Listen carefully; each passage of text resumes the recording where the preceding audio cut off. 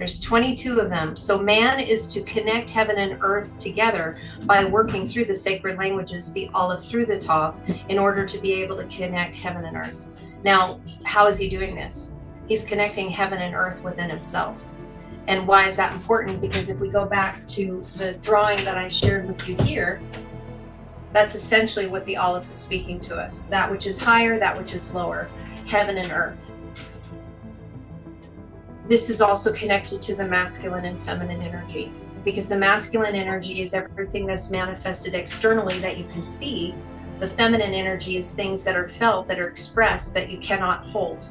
But they both work together in creating the sphere that we live in, the sphere that we function in, and everything that we're wanting to do, everything that we're wanting to do in our Westworld experience is to actually be the creators again. For us to be able to take our birthright, move through so that we're not having to deal with all of the chaos.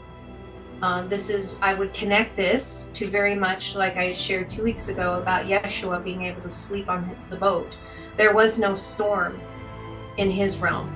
In his creation, there was no storm. And there was in the disciples. So that's why Yeshua was able to sleep, because in his frequency, there was no storm. And for him, what did he do?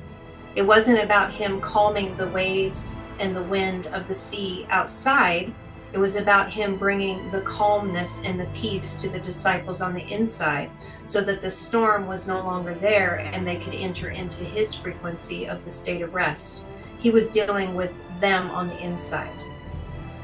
It's important for us to note that, because if we can really recognize that the storms that we see in our external life are a manifestation of that which is raging on the inside of us, we can then say, peace, be still, to the inside of those waters, to bring them into a mighty position instead of a chaotic position, and deliver ourselves out of harm's way. And that's a big deal.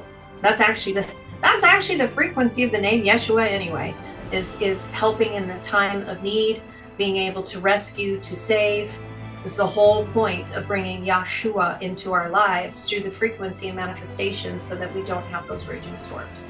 Entering into a state of peace in the place of rest with Eye once again, just in being. I've calmed the raging storm on the inside of me.